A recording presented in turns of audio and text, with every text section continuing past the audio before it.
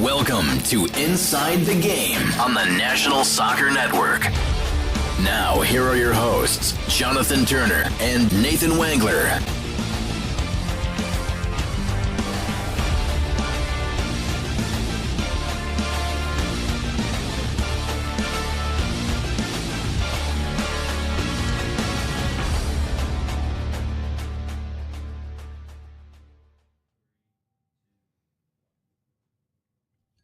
Welcome back to Inside the Game here on this Thursday morning, the 6th day of November. I'm Jonathan Turner alongside Nathan Wengler, Ryan Glinsky, our producer, and it is episode number 185 here on this Thursday morning. And Nathan, first off, how are you doing on this fine Thursday? I'm doing all right. How about yourself? I can't complain. Had a chance to, the nice thing about, I think, like the latter part of the fall is we do kind of get some break in regards to, what's been going on as far as broadcasting, right? So, I mean, last week we had a bunch of games, had some games here earlier in the week, kind of a nice little break, and then we'll pick back up again, obviously, here tomorrow night. So it's been nice to kind of be at home, playing a little football with the son. With Nathan a little bit here, tossing the ball around. I'll tell you, last night though, we got home from a restaurant last night, Nate, and we had this big tree in our front yard, and it's got some gaps in between, where you can maybe throw a ball.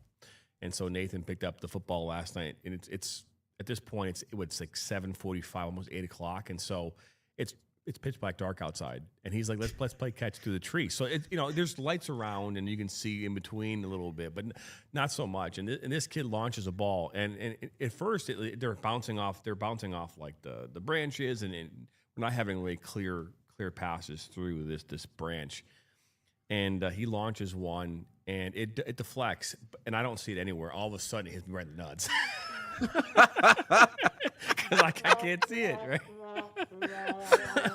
and then I throw one back to him, and he catches it fine. And then another one comes through. This one's clear, but again, I don't see it till the last moment. I just take my left hand out. I make a one-handed grab, hang on to this thing.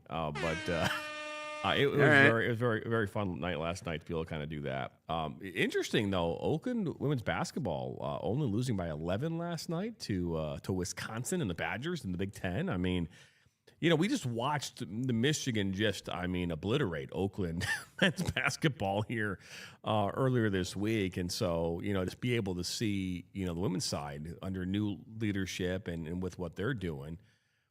I mean, that's not a bad. I mean, to get 68 points on a team like that, I mean, that's I don't know how good Wisconsin is though, but just think Big Ten, you think they're good, It's still in the Big Ten. Yeah. That's that ain't bad. That's what I love so much about college basketball, and this is why I really couldn't wait for the season to be back, because especially as a broadcaster, when you see it like first person, when you're there and you're calling it and you're in the atmosphere, like basketball is truly one of those sports where it really doesn't matter what level you play at.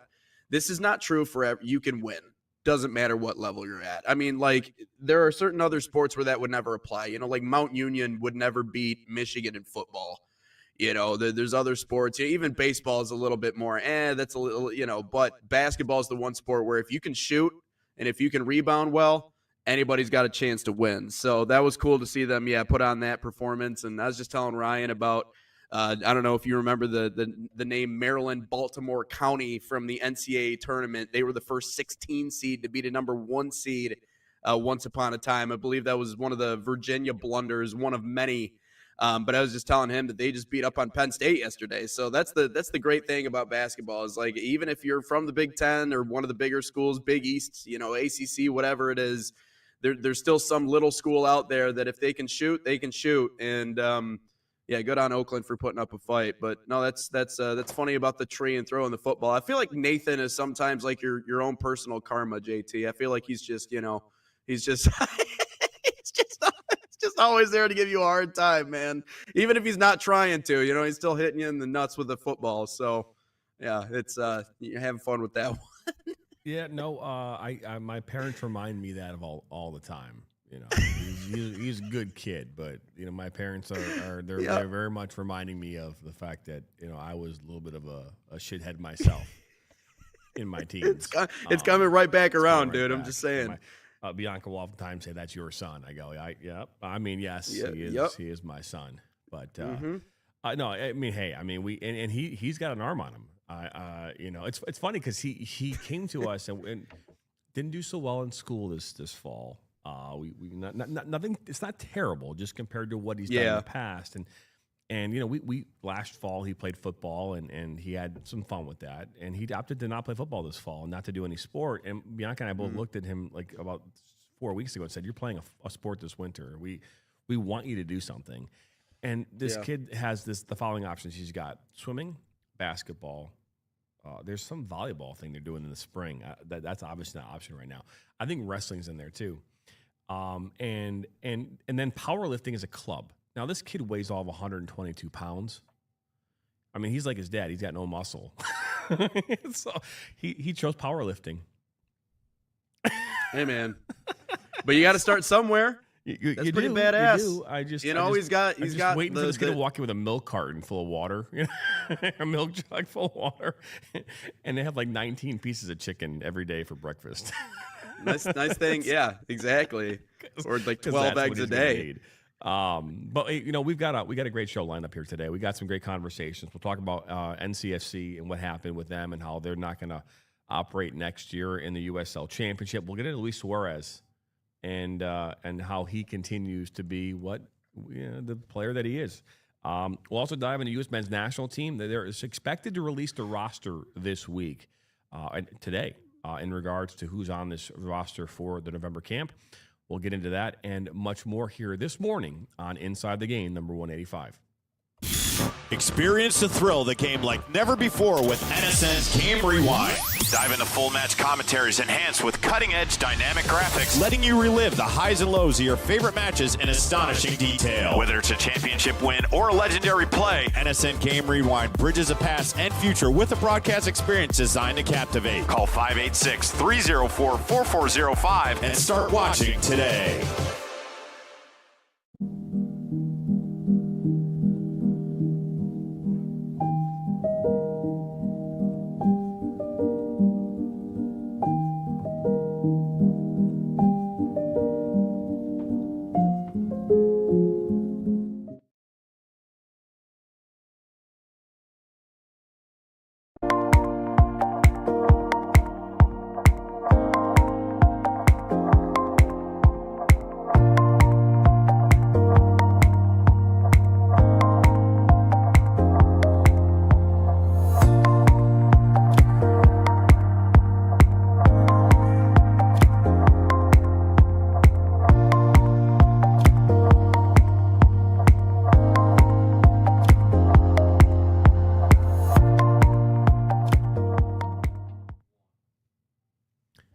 Welcome back here to Inside the Game on this Thursday morning. If you notice, I'm wearing my Midwest United merch up here again this morning. I had a chance to talk with Lewis Robinson here, who's the Broncos, Western Michigan Broncos. I know how much love our very own Ryan Glinsky has for the Broncos. The women's side on the Broncos and the men's side are just phenomenal. And he said this to me. He said, "We're really excited to be back here in the MAC championship game. The season has been one filled with challenges, and we feel we have really improved down the stretch here into tournament time.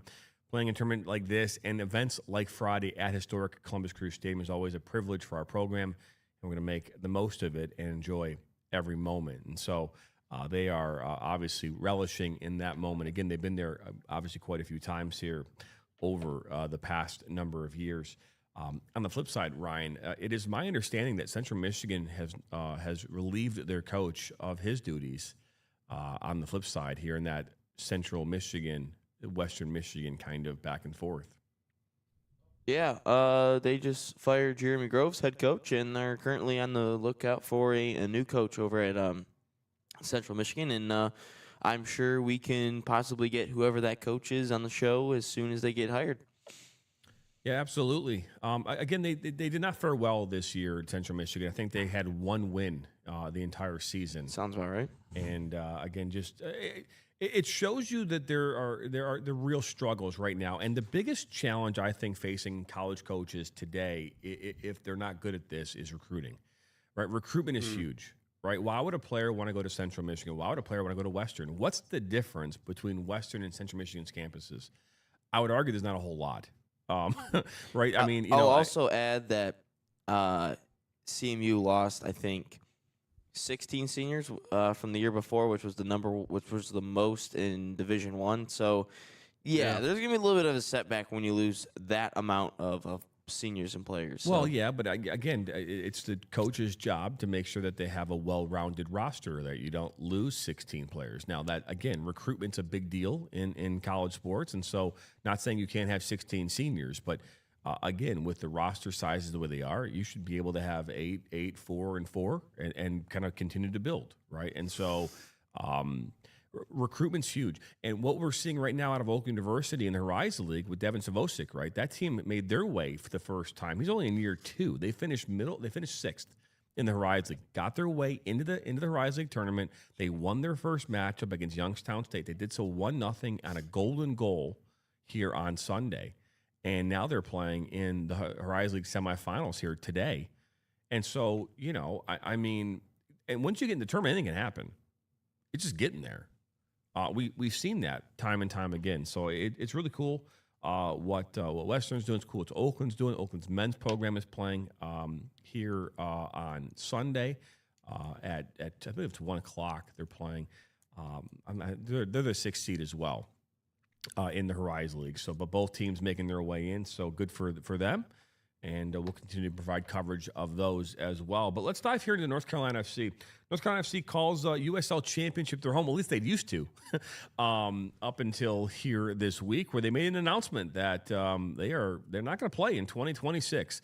Ryan, go ahead and let us know what this is all about. Yeah, North Carolina FC has told its players it won't field a team next year. Mind you, they are currently still in the playoffs and play Rhode Island this Saturday in the semifinals of the USL.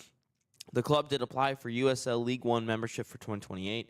Their current USL membership expires this year, and NCFC is still looking for a stadium solution. NCFC owner Steve Malik said, "This is not a goodbye, but a step toward building an even brighter future for the sport we all love."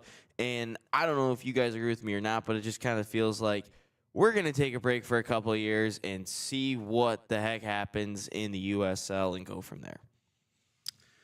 Yeah, I mean, they have to get up to code.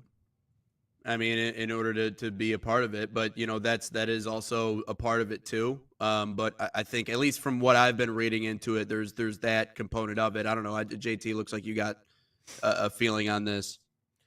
That's just a feeling. I can't believe that it's okay. I mean, you're trying to play in the next level, and you need to take a break in order to do that. Like that makes no sense to me. I can't think of a team in history, in recent history, and we've seen the likes of Louisville City, right? They were a former team that was an expansion team, right? We've seen Nashville, an expansion team. I mean, these were teams that came about and they were created, and I think Louisville City actually was in the USL Championship, if I'm not mistaken. Now there's still Louisville, there's Louisville FC. But there's a couple teams that were in USL Championship that made their way into the MLS as expansion teams, if I'm not mistaken. Do some research on it. I'm just curious if any of them took a break leading up to it, right? We're going to take a break. We're going to take a step back and read. My only issue with this is how are you supposed to claim stability and financial backing if you can't even be there for next season? I don't think that is the claim. I think they are kind of struggling in a few different ways, and at least from what I'm seeing in the ESPN write-up, they're talking about Steve Malik, who's owned the club since 2015. He also owns the NWSL's North Carolina Courage, and he's been attempting to build a soccer-specific stadium in Raleigh that could be shared by both the teams since I think it was like 2019. But despite some getting approvals as well as acquiring the needed land, so far Malik hasn't been able to secure the needed public financing for the stadium project to move forward. So that's a big question mark for them, right? Because especially if you're going to be a part of that top level, right, there are certain standards you have to live up to. One of them being you have to have a place that's actually designated for that team. Really, you could have both teams share it, as the article is talking about, but you need something like that. You can't just be playing in their current situation. Clearly, it's not supported for it. The other thing that it mentions in here is that the men's team has also been plagued by poor attendance, averaging just over 2,500 fans per game during the regular season. By the way, that's 21 out of 24. It's crazy to think that's not even last in the USL Championship. But NCFC drew just 2,000 fans last weekend's playoff game against London United. So maybe there's a feeling that they don't really have the current setup to support being successful at this level in the USL. Maybe that's the feeling. But again, and Ryan, I know you did some research here just a moment ago. What did you come up with as far as teams that have made the leap?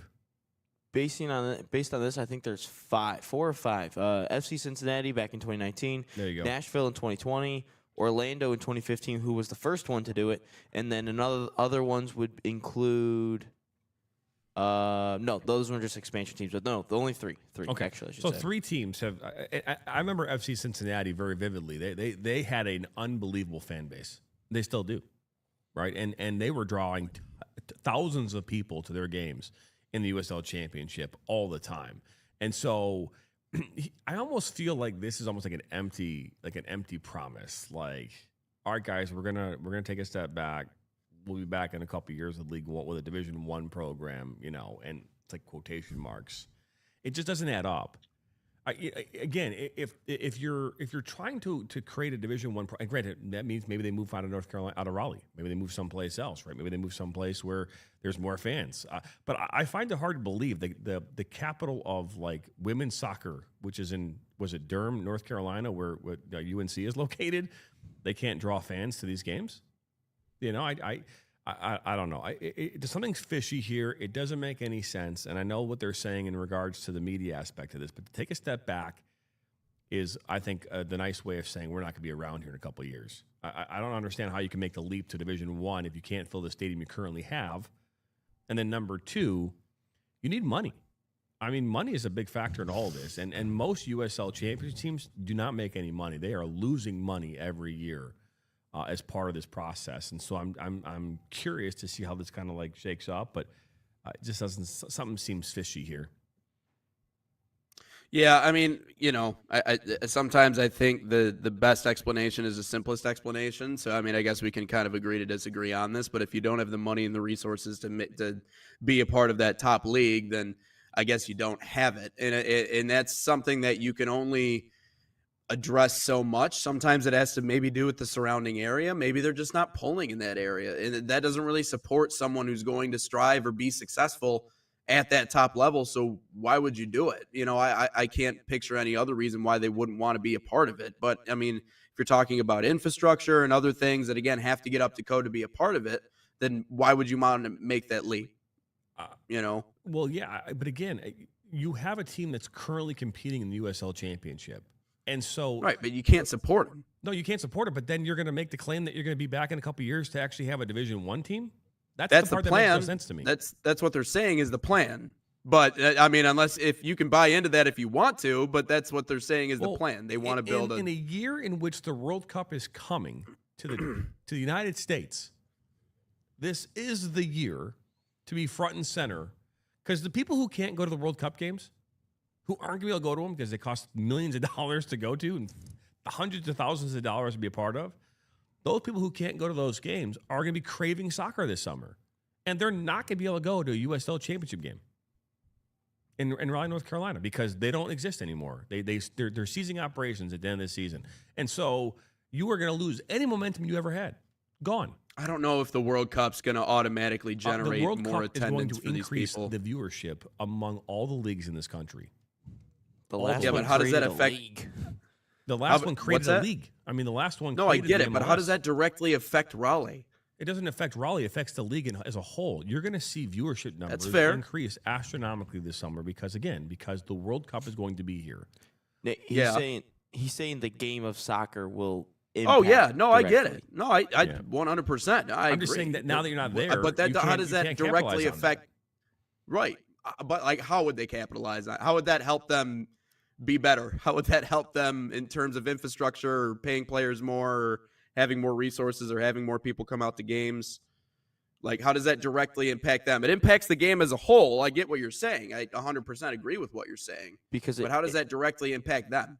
because it impacts the game as a whole, and people in that area are like, "Wow, there's a soccer team right around So here. you Let's really go think check they're going out to a go game." from 2,500 people a game to all of a sudden like 5,000 people a game just because the World Cup's this year? I don't know. Again, if they just said they want to cease to exist ever again, I'm fine. We're probably not having the conversation that we're having right now. But they're claiming they're going to be back in 2028. Oh, yeah, They're no gonna be bigger and better organization in wants to say we're 2028. Well, disappearing, huh? but Huh? what'd you say, Ryan? No, I said it. I didn't say anything. I Oh. didn't hear what you said. Oh, I thought he was going to chip in with something. I don't think he's going to say they're going to disappear forever. I mean, what owner would say that? Well, when you They're taking a break to try and come back and be a part of the top division. I mean, if you don't believe it, then you don't believe it. That's fine, but I don't think any organization is going to be like, yeah, we're done, we're gone, we're leaving. It's never going to happen. No. Again, my point in all of this is that I don't think for 1 second they're going to have a team in Division 1 in 2 years. If you can't compete now, and if you, again, Detroit City FC here locally and teams around this country that have a good following are going to make their way to Division 1. They're going to build new stadiums. Pittsburgh Riverhounds, all these teams have good followings. NCFC doesn't have the following. They probably never will have the following. And so to claim that we'll be back in a couple of years with a Division 1 team, which they can't support the current team they have now at a lower level, that's my issue. That's the only issue I have with all this. And again, if your goal is to get to that next level, you don't take a break. You double down. You go find more investors. You do more marketing. You do whatever you can to survive to get to where you want to go. You don't stop. And so from my perspective, you lose momentum, you lose continuity, you lose everything. And then what? All of a sudden with a magic wand, we're going to be back in 2028 better than ever? No, I find that to be fair, I feel like they're pulling this almost like a joke, but It does feel like a stretch. Time will tell. Time will tell. Yeah. But I don't feel think like in a the stretch. history of ever has there been a team that was once a team, then disbanded for a couple of years, came back and was a professional team. I'd love to know if there's any data to support that anywhere. So just curious. We'd have to look. I mean, expansion teams wanting to expand into higher levels, taking a break. Teams moving cities. I don't know about a team coming back, though. I mean, moving cities, you already have a fan base. But again, Yeah. leagues as a whole have fan bases. Major League Baseball moves a team someplace, people are going to take notice. NFL, same thing. The USL Championship is a league that people are aware of, but that wouldn't move mountains if you expanded and moved to another. It wouldn't do that. It doesn't have that kind of following. It has a following, but not the kind of following that would make that. In this new league coming up here in a couple of years, which doesn't have a following at all, right? It's going to be brand new and it's going to expand. Anything is possible. I think if there's a hope of this thing, it had to be rebranding and a whole new team. But again, time will tell. Yeah. Time will tell. What else we got, Ryan? We got a couple other things to talk about. And this one is for our guy, Nate Wengler, his favorite player of all time. Luis Suarez is, shocker, suspended again. I don't even know how many times this guy's been suspended in his whole career, but he's suspended again. I think this is twice in like 3 or 4 months. He's been suspended for Inter Miami's Game 3 playoff match against Nashville by the MLS Disciplinary Committee, which I think is really dumb that they even have a 3-game playoff system in the MLS.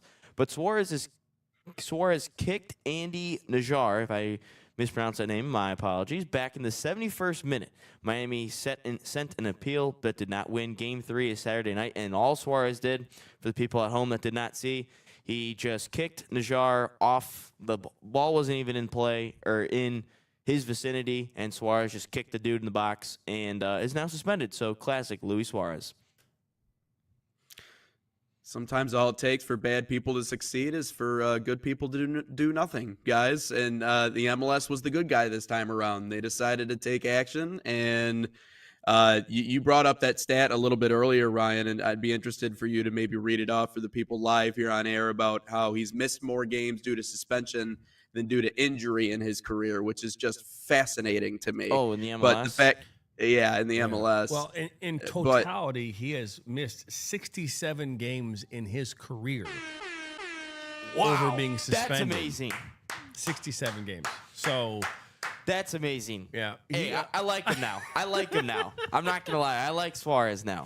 67 games. That's Oh. actually what he was aiming for. He knew he was on 66, so he's like, So oh man. so back in like I got 2010 when he first started getting suspended, he knew what he was doing. We're out. Everyone's out here playing checkers. This guy's out here playing 4D chess.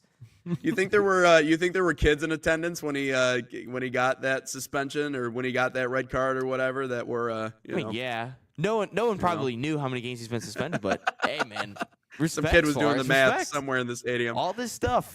yeah, I think everybody knows a dirty player when they see one, and so Brad Davis in you know, Wisconsin. I mean, you just know, and so what do you again? We talked about before about like coaches and players, getting into the headspace of Luis Suarez, and then getting this to be a thing. That should be the goal, I would imagine, of every team facing off against Inter Miami, right? Trying to get into that headspace, because then what does he do? He has proven time and time again that he cannot control himself. You can call it dirty, you can call it undisciplined. I mean, you can call it a lot of different things.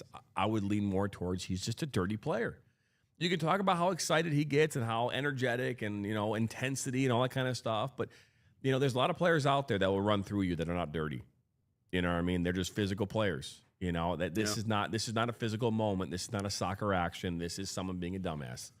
And he's proven time and time again that's exactly what he is when it comes to his emotions. And so, as much as I love Luis Suarez and what he's been able to do with the soccer ball and score goals and what he's been able to do, for his home side on the international level and for leagues around, and what he did for me when I played FIFA when he was in FC Barcelona. Because that clearly helps with you. But yeah, he's just a dirty player, and to be fair, the sooner that Luis Suarez is no longer on the field, the probably the better it is for everybody who plays. Well, and I think the bigger message here, and I'm happy to say it, is that the MLS did what they needed to do. Like, they got that appeal for Miami, and they went, no, like, he deserves to not play in the next playoff game. Like, that's cool to see. Like, I remember after the spitting incident, when we all kind of revisited that, and we saw what the punishment was, which was, I forget what it was, but it was a big nothing burger for Luis Suarez, like a game suspension in the following tournament or whatever. I forget what it was, but it was nothing. And we talked about that and how, the MLS caters to their golden child, which is Inter Miami, which is Lionel Messi. But that was not the case in this specific situation. They saw what happened. They handed out the suspension. It is a playoff game, right? So it's a playoff match. So this one means a little bit more than some of the other ones. So I love the fact that the MLS actually had a backbone and was willing to do something about this. And I mean, we know what his character is, and it feels like a last strike kind of situation. You know what I mean? Like, he's always just one thing away from the MLS being like, at least now being like, all right, dude, like, you gotta, at least and one I think game. too, Nate, is that when you're a player like him, you don't get the benefit of the doubt anymore. Right? No, And that's the that's thing, right? exactly it. If you look at all this, right, and say, well, okay, so it took him 66 games to get to this point. One more game gets it to 67, right? And so, he does his thing. But there's no benefit of the doubt anymore. You don't know. Every referee in the MLS and in FIFA land, they know who's on that field, and they're like, hey, you gotta keep an eye out. Now, I don't think he received a red card during the game, right? So this was all happening after the fact. He was not disciplined on the field. Is that right, Ryan? I didn't even look.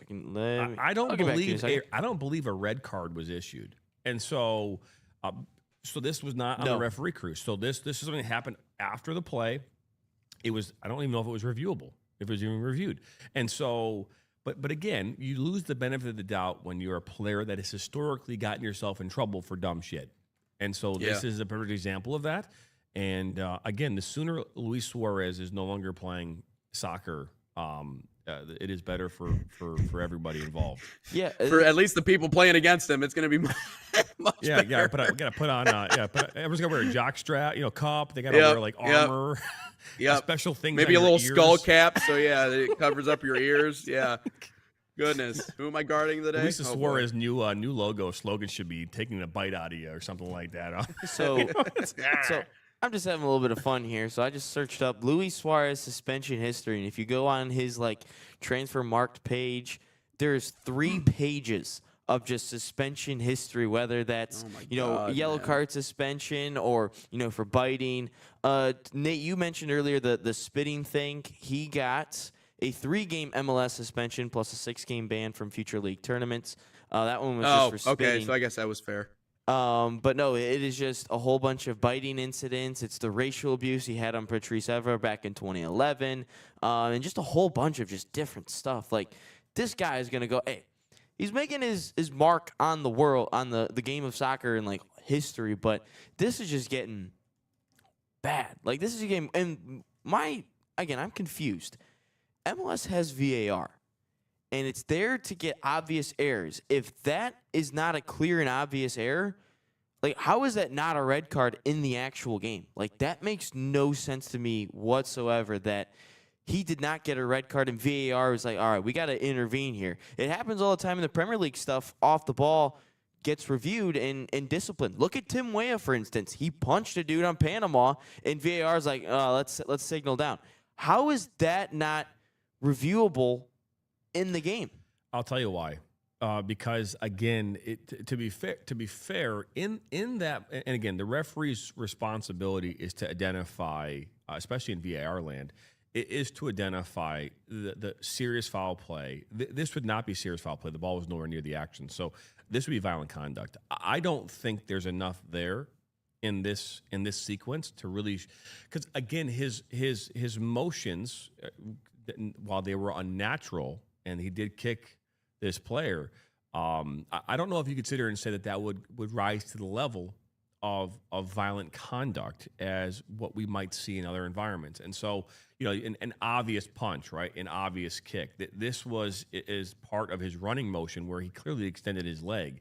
I think leaving it up to the disciplinary board was the right thing to do by the referee crew here. I think, again, in the circumstances, if it was more obvious, which again, I only saw the one angle, so there's 6 more angles. I have no idea, but the one angle I saw looked as though this is something they leave these decisions to the disciplinary crew on purpose, and I don't blame them for doing that. So yeah. Oh, okay. Do you want to go to break, or do we want to go to our third topic? Yeah, let's go to break. We'll step aside here on this Thursday morning for one more break. You're watching Inside the Game, number 185 here on Thursday morning. Are you ready to create unforgettable moments for your audience? NSN offers professional live streaming and full broadcast services tailored to your needs. From high-quality production to exceptional coverage, we ensure your game or event becomes a spectacle to remember. Book your next game with us today. Call 586-304-4405 to schedule your broadcast and let NSN bring the action to life like never before.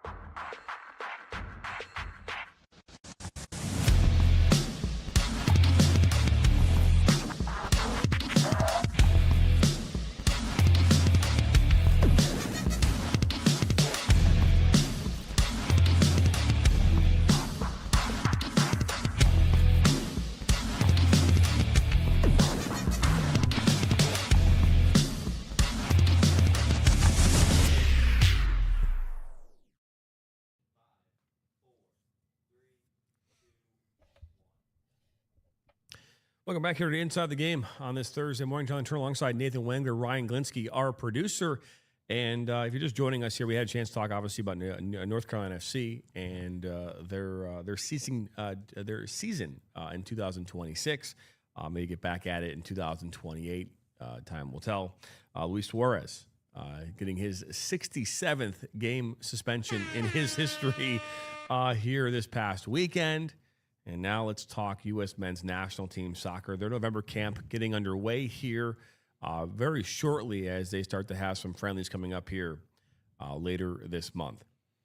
Yeah, so the roster is not out, but let's play a game of who do you want to see on this November roster and who don't you want to see on the roster? Mind you, they play next Saturday against Paraguay, and then Uruguay next Tuesday. So those are just the 2 remaining November camp games. But who do you want to see and who don't you want to see on this roster?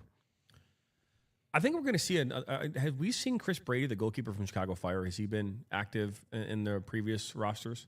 I don't think so. No. All right. So, I mean, he's predicted to be on it. Trying to, He's predicted to be on the roster. Yeah, he is, and that's what I was saying. Is that I think again, this is now trying to find who the third goalkeeper is, right? Who's your number 3? Also noteworthy, no Pulisic for this one, just because he's hurt. No Pulisic, understand, heard. I also believe Patrick Schulte, another goalkeeper from Columbus Crew, will also be on this roster as well. And so there, Matt Turner will be on there with Matt Freese. I think at this point, I think what we've been seeing is that we're going to see Matt Freese starting. He's been starting everything at this point. Oh, Chris Brady's injured at the moment. So that's fine. We can go back on that in a second. But I'm just saying at this point, I think that Matt Turner is the number 2 goalkeeper on this roster, and we'll have to kind of see what we see. It'd be interesting to see if we see Turner play in any of these, start in any of these games. It's going to be interesting to see. If Pochettino is trying to see if there's anything there for Turner. I would think this is the window right now, if you're Pochettino, to see if Turner has anything left in him to give you that. But right now it looks like he might be your number 2 goalkeeper. I think we're going to see Arston. We're going to see this Noeki Banks, Sergino Dest, and Alex Freeman, along with Mark McKenzie. Tim Ream, Miles Robinson is my guess. We'll see him, and Chris Richards. Now, granted, Chris Richards, we talked about this a moment ago on a previous show this week. I think we talked about it, about how we misused him here, and there were some issues with Crystal Palace. Isn't that what we talked about? Yes. Yeah, and so interesting to see what happens there. Is Chris Richards back to normal? Is he fine? It seems like he's doing fine over at Crystal Palace, so be interesting to see how that kind of shapes up. I think we'll see more of the same. I'm just trying to think about anyone else that might be on this roster that I don't think there's going to be any surprises. I think Tanner Tessman will still be on this roster. As much as I don't necessarily agree with that, but I feel like he'll be back on it. Luna, Berhalter, McKennie, I think Aiden Morris. We'll probably see him as well. So you probably got some thoughts as well, Nathan, but I think we're going to see much of the same. Hey, Ryan, you know who I'm most excited for? Who? I think we need a little pep in our step, if you know what I mean. Oh, Ricardo Pepi. Pepi. Dude, Ricardo Pepi, and I was reading this morning, he scored 3 result-changing goals in the second half stoppage time this year in the UEFA Champions League. It ties Cristiano Ronaldo for the most in the history of the competition. Also, how about a little buzzer beater goal the other night to save PSV? Pepi has been on a tear as of late. He's back. El Trent is back. And so the way he's been playing, I know we haven't seen much out of him on the international side really at all in the last 2 windows. But after what we saw out of Haji Wright the last time out, I'm interested to see what Noah Kai Banks can do. But right now, Ricardo Pepi is showing us a lot in the Champions League. And that most recent goal that he had is the most clutch of all of those that I just read off to you. So how does Ricardo Pepi blend into the mix with this team? Because we've seen a couple of different attackers really, I think, surprise us and show us a lot of good stuff. Fuller and Balogun just had a goal as well. So it's worth mentioning that he just added another one. He's looked great. We've talked about, I think, far and away right now, he's our number 1. But I wouldn't even say far and away, right? Because we haven't seen what Pepi can show us. Obviously, the last time out, Haji Wright looked amazing at a pair of them against Australia. And now we're talking about Ricardo Pepi, who is not just scoring goals, but scoring them in the most clutch spots possible. So either way you look at it, Mauricio Pochettino might have a really good 1-2 punch if he can figure out where everybody fits. And I'm really, really interested to see what Ricardo Pepi can contribute to this team and to what exactly they can throw out there. Now, Uruguay is going to be a tough test. I mean, right now, I think, they're 15th in the FIFA rankings. I believe they're 15th. So they're in that top 15. So they're going to be a good test. But, I mean, we know it's a friendly, so we might not see everybody available. But I'm also interested to see how these guys move without Christian Pulisic on the field. He's going to be out for an extended period of time. So how do they move? How do they mesh? That's going to be something important to keep in mind, because I do think that injury is a little alarming for Pulisic. But either way, no, man, we need some pep in our step on the U.S. men's national team, and I am over the moon to see what Ricardo Pepi can do for this group. All I got to say about Ricardo Pepi is, I think that stat that you listed is the exact player that Ricardo Pepi is. He will not be starting games for us. And if you look at all the PSV clutch goals, he comes off as a substitute. And there's nothing wrong with that. No, but yeah. I don't see Ricardo Pepi, starting for us. I think he's a good bench player. I think him and Haji Wright's more of a starter than him, but I think Pepi would be really good at trying to come on as a substitute, try to change the game or try to milk a game out, or close a game out. But all I'm saying is I would like to see Pepi. I like that you're very looking forward to it, but I don't. If Pepi's starting for us, I think we've got serious issues. But I think he can change games coming off as a substitute. Like all these games, just looking at him, he plays like 30 or 20 minutes for PSV. He has 190-minute start this whole season, and that was back in September. And that he didn't do really well in that one, but that's fine. You can be a bench player. That's a player that we need. Look at any sport. Yeah. Key bench players play a factor for teams. And I think that's what we could see from Pepi. He might get a start. He might.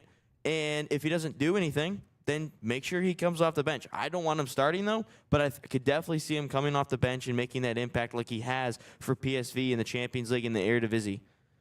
Yeah, if that's the worst we can do off the bench, I think we're doing pretty well. I mean, to your point, that's a spot in my mind, and that's someone that we could use late in a game, late in a close game, competitive game. So I keep saying game. I'm trying to say match. Sorry, I'm trying to get my terminology correct here. But I do think he could be a great fit off the bench. And depth is not a problem on the U.S. men's national team. If we can get more depth, that's a great thing. Depth is a good thing, especially when you're talking about the World Cup. So, yeah, you're right. I do think he could be one of the more valuable substitutes. It's also worth noting, no Jedi, no Pulisic, no Zendejas, all injuries, possibly no Malik Tillman as well with injuries. So that is worth noting. That's tough. I know you mentioned about the fact about Pulisic. We've seen this U.S. men's national team, without Pulisic, and we've seen what they can do. And I said before that the more we learn what we can do without Pulisic, I think the more we'll know about how this team can compete in the World Cup. Because again, if we're relying on Pulisic, if we're relying on him, I think that we're in trouble. I keep saying that. If he is an important factor on this team, if he is I understand that we call him Captain America. I understand he's a captain of this team. I understand that he is by far and large probably one of the most talented players the U.S. men's national team has ever had. But in order for Christian Pulisic to do what he does best, he needs to have players around him who are also playing at a high level. And we've been so reliant on him that we haven't allowed ourselves to do that. And so him not being on the field during this window is, again, another thing that we can use, another test for this team to determine, whether or not there are those players that can step up and fill those big-time roles that we need. And again, this window is this window as important as October? And is it as important, or will it be more important come here December, going into January and February? Is this window a meaningless window in totality? No. Or do we need to continue to keep building on this window? I don't think there is a meaningless window. I think they're all meaningful. Well, Yeah, but I mean, though, at the they're end all. of the day, there's Pochettino looking at probably has a clear idea who, again, probably 16 to 18 players on this roster. The remaining 9 spots, I think you can take 26 players, right? Is it 26 or 23? one of the numbers. It's one of those. But anyways, so he's trying to determine who those last 4 spots are for, last 5 spots, right? And that's really what his job is. His job is not to win these soccer games. His job is to have these players learn how to win, how to deal with loss. 26. And so he's trying to figure out those last 9 players, last 7 players, last 8 players. That's what he's trying to figure out right now. And so but are we going to see those 8 players play? I don't think we're going to see them. I think how they train, I think how they perform in those training environments is what he's probably looking for. But again, based on this, who else isn't on this roster? A player we've been talking about quite a bit over the last couple of months, and obviously we've been talked about it here, I think, last week. Oh, Gio Reyna? Yeah. So I actually read something of some U.S. men's national team insider, and it's reported, again, not confirming it, but he's been saying that Reyna and Scally will both be on the roster for this. You think of Scally because of the no Jedi situation. I think those 2 guys should get a shot and see what happens. And if they completely just mess up this whole camp, then don't bring them back. But give those 2 players a shot because I think they can impact us going forward. And maybe Reyna is, matured a little bit, stopped acting like a kid, and is like, wow, I got to make sure I can make the most of these opportunities and let's go forward with it. But no, I definitely think that those 2 should be given a shot at some point leading up to the World Cup. Yeah, and it makes me wonder why. Like, why not? That's I guess that's the biggest question in my mind. I mean, obviously we talked about what happened in the last time around, but with a new regime and a new head man and a new direction and obviously years of experience. And I think Gio did a pretty good job of owning up to what happened in 2022. It's odd to me that we just haven't seen him get the valuable reps internationally that I think some people would be interested in seeing him get. I mean, I think a lot of the American fan base is maybe a little fatigued by the whole Gio Reyna story. But does that mean he doesn't have an opportunity to show himself and prove himself and be a part of the World Cup team? I don't think so. I mean, I think he should have the door still open to him because he's still very much a talented player. But, I do think there is that bit of fatigue. But why? I don't know. I don't really have the answer for you. Again, I know that we talk on this show because we want to come up with reasons and try to hypothesize as to why it is. But I don't have a straight answer for you, especially on the Gio Reyna situation. Yeah, I don't know if I mean, the only answer I can keep coming up back to is that Pochettino just doesn't think he's ready, both physically and or mentally. Again, if coaches want to win, they put the best players on the team, they'll give them the best chance to do that. I mean, and you also don't put cancers on your team. This team has to be all on the same page for the entire time that they're there. And so is Gio Reyna a potential cancer to this team? I would argue historically that he could be. You would have to prove. And how do you prove that, though? Unfortunately, in order to prove that, what would you have to do? You have to give him a chance. And so are you willing to do that under the circumstances that we're about to be in here in 2026? Pochettino wants to have the best possible team that's gelling this all year round leading up to the World Cup. And you don't take any chances. So if this tournament was taking place in another country, I think Gio Reyna is probably on this team. But being that it's here in the United States and how important it really is, I think that might be a factor why he doesn't make this team. Again, because you just can't have any type of problems. Here we can't be looking at this team in June going, well, there's disdain, there's undertones, there's all this other stuff happening behind the scenes. People don't like each other. You can't have that here in June. You can't have it at any World Cup. No, but I mean, but again, matters. specifically right now, I think it does matter. I think it matters more than I think. Again, we're talking about hosting, and you don't want what you want to have happen is if a team's going to lose, they're going to lose. Going out there and giving their all, and hey, you lose a game, it is what it is. But you don't want the undertone on home soil to be that there's some kind of an issue between the players. You don't want that. And if he is a player that has done that in the past, do you want to bring that back in? I think that's one of the reasons why we're not going to see him. I really don't think the location matters. If he's a cancer, he's a cancer. Dude, it does matter. If he's Brian. a cancer, he's a cancer. I don't think. I would agree. If he's a cancer, If he's a absolutely cancer, he's a matters. cancer. It doesn't matter if they're No, playing in I'm just Qatar or saying if that they're if you're playing going in to the give a kid a United second States. chance, I'm saying if you're going to give him a chance, you're not giving him a chance this World Cup. That's all I'm saying. I'm saying if you're giving him a chance, you give him a chance that's another fair. World Cup, just not this one. You give him a chance right now. You give him a chance right now, and you give him a chance in an upcoming window. I mean, But we haven't seen him. When was the last time we saw Reyna on this team? I don't know. That's why you give No, him that's a exactly chance why. now. It's right. a low That's exactly pressure what we're saying. situation. Yeah, that's exactly what we're saying. Like, why? Yeah, if it is character based, then it's character based. That's pretty simple. But we don't really have the answer to that. But I'm just saying, I don't think the location of the World Cup matters. Where if he's a cancer, if this World Cup was being played in Brazil again, I don't. If he's a cancer, he's a cancer. You don't bring him on. But if he's not, my point was not that. Again, my point was if you're going to give him a second chance, if this was not on home soil, if it was someplace else, if you believe he deserved a second chance, you might give it to him. I think it might lean more towards him in another location on home soil. That's the only point that I was making. Not that, hey, he's a cancer. I don't know if he's still cancer or not. I have no idea. My guess is the fact that he's not on this team and has not been playing on this team for some time is a testament to where he's at right now. But again, if this was being played someplace else, it doesn't matter. Anywhere else this year, if you're going to give him a second chance, I think that's more likely someplace else than on home soil. You just can't take any risks here at home. You just can't. There's too much at stake. You cannot take any risk. Now, you can take more risks somewhere else, but not those. And again, you can argue about how important World Cups are. I get that, but this isn't all the stakes are there. This isn't going to be the most watched, most viewed World Cup in the history ever, and you just can't take that risk. I think you can take the risk someplace else.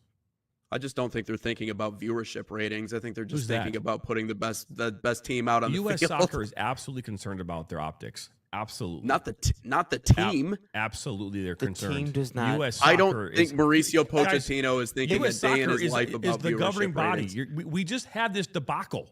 We just had this 4 years ago. This team is extremely concerned about optics. We just had a whole documentary about it. Everything right now is under scrutiny, and you're not going to put players on the field or on this team that bring or shed a negative light to what you're trying to do here in the United States. Period. And I mean, I just think you're Right, reading but you got to put the ones that I'm reading into what? you got to.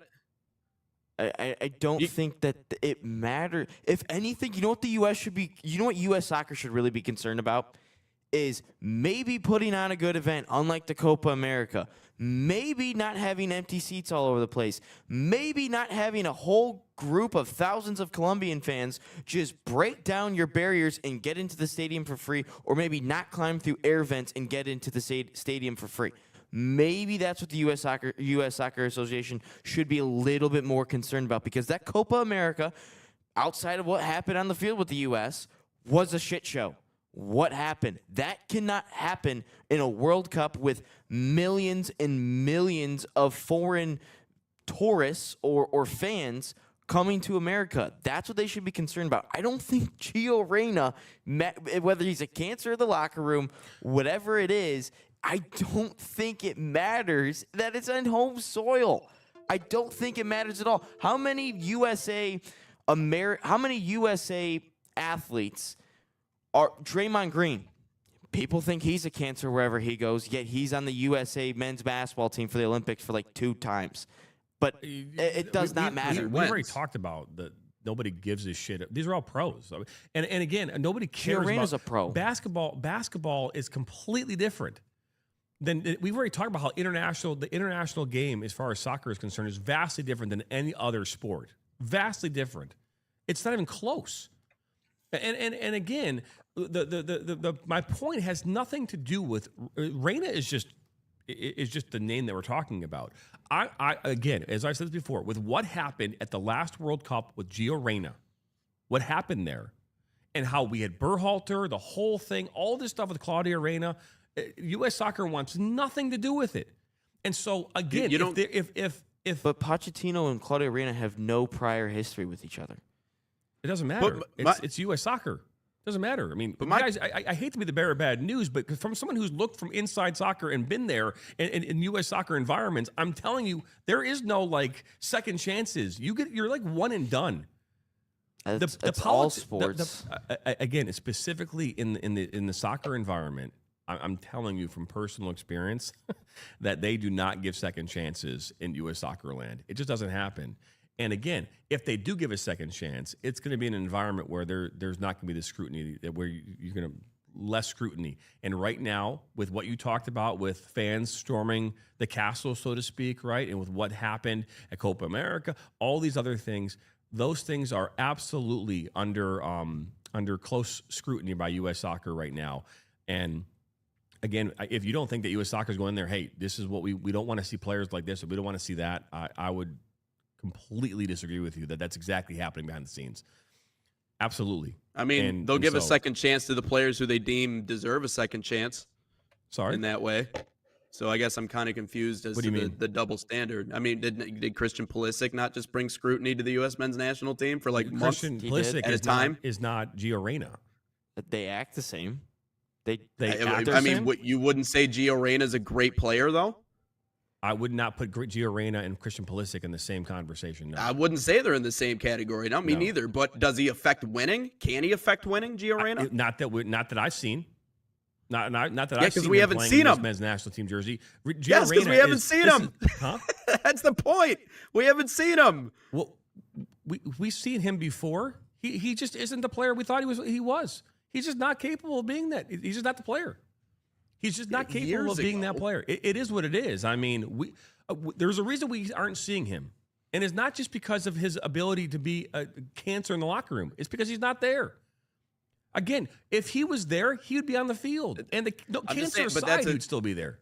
Right. But that's a different reason. That's a different reason than what we were just arguing. He's not there for two reasons. He was also He's 18. not good enough, and he's a cancer, period. Yeah, if he was also just 18. a cancer, I agree with that. You know, if he was a great player, I don't think we'd be having this conversation. If he was out there scoring buckets of goals, we'd be having the conversation. How old is he right now, Ryan? Huh? Gio Reyna's also 22. Right now? He was 18 at the last World Cup. I'm saying he matured. We gave Tim Weah a second chance when the dude literally punched somebody on the field and cost us a group stage. Tim Weah literally punched a dude on the field. Yet Tim Weah is still on the team. Gio Reyna, Gio Reyna's dad are you going to compare Tim Weah and his punching a player on the field to what happened as far as behind the scenes and the scrutiny that took place with Claudio Reyna and everybody, all that shit that took place? Tim Weah actively affected the game, a game that we needed to win. What do we say about what do coaches and players always say? Oh, the outside noise is outside noise. That's Berhalter's job to say, that's just outside noise. Let's focus on what's at hand, what's at stake right now. If Gio Reyna, the one thing that he's doing is, oh, I'm so sad. My dad is trying to do it, yada, yada, yada. You know what? There's 22 other players, which was 23 at the time, 23 players on the roster at the time. You know what the 22 players have to say? That's outside noise. Let's focus on the game. Tim Weah actively punched a dude on the field. How is that not different? Tim Weah actually affected the game. Hold on. You're going to sit here and tell me, as someone who's been on a soccer team before, that the shit that happens over here that creates a nightmare for the team, players not showing up on time, or the psychological crap that happens has nothing to do with the game of soccer, is not a factor on the overall team chemistry? Tim Weah losing his cool in a game is different than what happens in a practice or off in some room someplace where you're all participating. They're completely different. And now I'm not disagreeing that costs us games, but players look at that differently. I look at that differently. A player losing their cool in a moment, I mean, that is what it is. But to be this cancer that the whole world heard about, by the way, right? And so again, if this is some internal thing that happens, we're not even talking about this right now. But it wasn't internalized. It was completely put out there in the world to see. And again, if we're talking about him being 22 years old now, that's great. If Gio Reyna was a great player, if he was as great as we thought he would be, we would not be having this conversation right now. Gio Reyna would be on this team, cancer or not, and he'd be playing soccer. But he's not on this team because he's not the player we thought he would be. He's also injured half the time too, so it's not. I'm not. So what's wrong with just giving him a shot here in November camp? No, I'm not saying don't give him a shot. I'm not saying that at all. I'm just saying that if there's a reason why he's not on this team, it's because of that. Because they have not given him a 75 second overall chance yet. rating on FC 25. So I mean, he's got to be in that mix somewhere. Yeah, I think so too. What's his FC 25 rating? For 75. So I mean, he's right there with the mix. You know, Yeah, he's I actually think he might based on be. his You FIFA know, rating, he's definitely in there. Great. Joey Harrington was in the 80s when he was on Madden. Look how that turned out. they got that one wrong. I mean, They got that one wrong. I mean, you know, we could talk Dead about all wrong. the players who had potential. Oh, I mean, does he have the potential to be a great player? Yeah, absolutely. But Still is he? does. He's 22. He's not playing. Yes. Okay, great. But again, as you get to 25 years old, you're going to start being in your peak. You're 22. You should be on the rise. You should not be leveling off. And he's leveling off. I mean, sure, but like every player on this. Oh my God, I forgot about that one too. What's that one? We not going to talk about what Weston McKennie did years ago before the 2022 was World it Cup. on? That was a distraction. Was it on the team? Was it on the field? What No, happened? his is kind of similar to what Gio Reyna's was. It just involved him and Christian Pulisic. So we have given Tim Weah a second chance. We've given Weston McKennie a second chance. We've given Pulisic Pulisic never got a second chance. What does Pulisic need a second chance for? He just made a documentary about how everyone is so mean to him. I mean, Well, that's again, that's the. So we've given every single player in this pool a second chance. Is Weston McKennie Yet better than Gio Reyna? And He more is. important to Gio Reyna? He is. Okay, but hold on. Is Tim Weah more important than Gio Weston Reyna? McKennie was young too Is when Tim he made Weah that mistake. more important than Gio Reyna? As of right now, yes. Okay, then why are we having this conversation right now? I don't understand this. It's like, I'm Because sorry, but the argument is Dan why can't Orlovsky we give deserved a Gio second chance, didn't he? He ran out of the end zone as a lion. That's- I mean, what like, are we come on, talking man. Like, about? it's like, This no, is he two did. different situations. He What was are we talking terrible. about? He was terrible. Yeah, what were we? Dan Why are Orlovsky we was going terrible. to Dan Orlovsky Orlovsky? to No, Gio Reyna. Nate's right. If we are going to give all these players second chances like we did with Weston McKennie, well, like we did with Tim Weah, like we did with Pulisic with, oh, people said bad things about me, I'm going to make a whole Paramount Plus documentary about it, then why can't we give a Gio Reyna a second chance as well? I don't know why you're asking me this question. I'm not the coach. Or I'm You're not the in one charge of U.S. Soccer. You're the one that I- does not want to give Gio Reyna a second chance. No, what I said is that I understand why he's not getting a second chance because he's not good enough and he's a cancer. Those two things don't equal second chance. If you're good enough, if you're playing great, and you make your team better, you get your second chances. He's not that player. That's what I'm trying to say. He's not good enough. Again, if you think for 1 second that Pochettino is not putting the best players on this team, then we're all give me a player he's not better than. You know, to talk about that for a second. Who is he going to replace on the roster? So great, give him a second chance. Who's he taking off the roster? Who is he going to be Diego in there in Luna? 26 on this roster? Who's leaving the roster and not going to be on it because of Luna? him? Luna? Okay, so I Luna. love Diego Luna, probably Diego Luna. Okay, but we would argue that right now that Luna has been a better player for this team than Gio Reyna. Top He's to been a bottom. more consistent presence. I'm talking about that's from fair. attitude. I'm talking about all the things that we see from Luna. He is a better player. Not maybe more skillful, maybe not more talented, but a better player. Why? Because he goes out there, he does things that I don't think Reyna would ever do. But Luna Yeah, but you don't disappears know. in You big don't know moments. if you don't put him in that spot. Yeah, Well, yeah. guys, and I mean, again, he's has played in the shown world. that He was he's at the disappeared. World Cup. I mean, he had the chance at 18, and you can say he fizzled out. You can say whatever he had. And again, if it was just a childish moment, it was what it is. But it wasn't just a childish moment. You had coaches lose their jobs over it. You had U.S. Soccer looking like it was a terrible moment for this country. Terrible moment. You can argue all the things you want about Tim Weah all day long. It was a terrible moment for U.S. Soccer in the last World Cup, and they're not going to forget that. And you have to rise up. And I haven't seen that from Gio Reyna. I haven't seen it. And you can talk about injuries and all that stuff. You know, if he doesn't play in this World Cup, it's not because of just the cancer. He's just not good enough. Well, we should have some pretty impressive clips to put out on social media, I'll tell you that. But let's get into question of the day. It's a couple minutes past. We're not going to change each other's minds at all. So let's go to question of the day. But before we do, Salt Athletic, as we've mentioned, is an official sponsor of us here at the National Soccer Network. Use promo code NSN15 to save 15% off. Scan the QR code on your screen or visit saltathletic.com today. And again, this one is for our good friend Nate Wengler as well, because I feel like he might have a good response to this. But what American sports team could be in history does this Inter Miami team just remind you of? Ooh. Maybe go with a recent example. I don't know. Maybe little Kansas City Chiefs. I guess, the poster child of the NFL. I mean, typically we see, they're the focus. We know obviously Patrick Mahomes, I think is, obviously Kelsey and Taylor Swift brings that team to a new level. Well, exactly, right? So in terms of the reputation around the league, the cameras, the jersey sales, the everything else along those lines, I'm thinking KC's probably their closest comparison in the modern sports scene. I guess I don't know. Outside of that, maybe the Dodgers, I guess, simply because they throw their money around and they just get the best players. And then they go out and win, and everyone's like, "Oh wow, look at how great they're doing." And it's like, yeah, they bought the best stuff. They should be winning. Why is this a surprise to anybody? So I don't know, Dodgers, KC, those are probably the two I'm thinking of. You know, when I think about this in this sense, just with Suarez, I almost think of the Bad Boys a little bit, just because of like that whole, It's just because I'm wearing that's true. Just a little bit of the Bad Boys, right? They put that kind of that blue collar, but they didn't have Nice sweatshirt too. they didn't have a. By the way, I did not know even pay attention to that when I thought of it, but maybe even like the Lakers. A little bit, right? Just again, because you think about the Lakers and how much.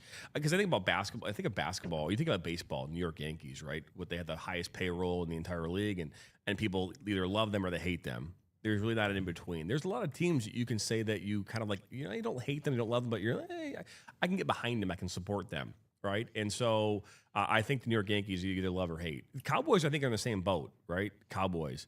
If I went to college, I would even say like Miami. The old school Miami days when Dewey Johnson was the head coach, right? Just a bunch of superstars who are future superstars who just played loose and free and physical and dumb. And that's kind of what you get, into it, with like Inter Miami, because I think everyone in the league in the MLS either loves or they hates Inter Miami, and they go to games in spite of that, right? And so I think that's probably the most teams. That's how I would align. What about you, Ryan? So I was thinking originally here of just old kind of washed up players, and I thought my first instinct was the Brooklyn Nets with like Paul Pierce, Kevin Garnett, but like no one really hated them, so I can't really say that. I mean, you guys have all kind of said what I was gonna say of just you just love them or hate them. I mean, the Cowboys, as you mentioned, I think anything with the LA teams. I mean, it's really just you love them or you hate them, but it's just a whole bunch of old guys, and I can't really. I would say.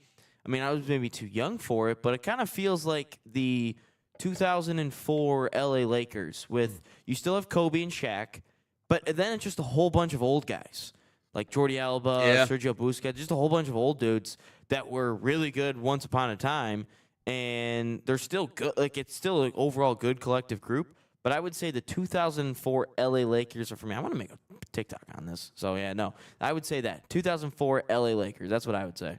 Well, there you go. Hey, if you liked our back and forth bickering this morning, join us tomorrow as we continue to bicker here on, we'll do the same thing. On Inside the Game, number 186.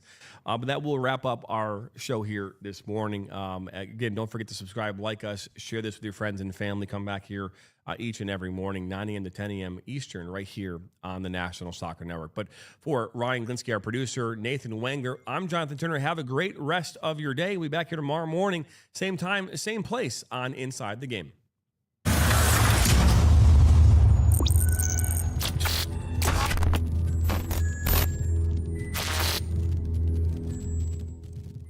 From the biggest matches to the hottest takes, Jonathan Turner and Nathan Wenger bring you the stories, the analysis, and the edge you won't get anywhere else. Streaming live weekdays at 9 a.m. on YouTube, Roku TV, Facebook, Twitter, and all major platforms. No filters, no fluff, just real talk, real soccer. This is Inside the Game.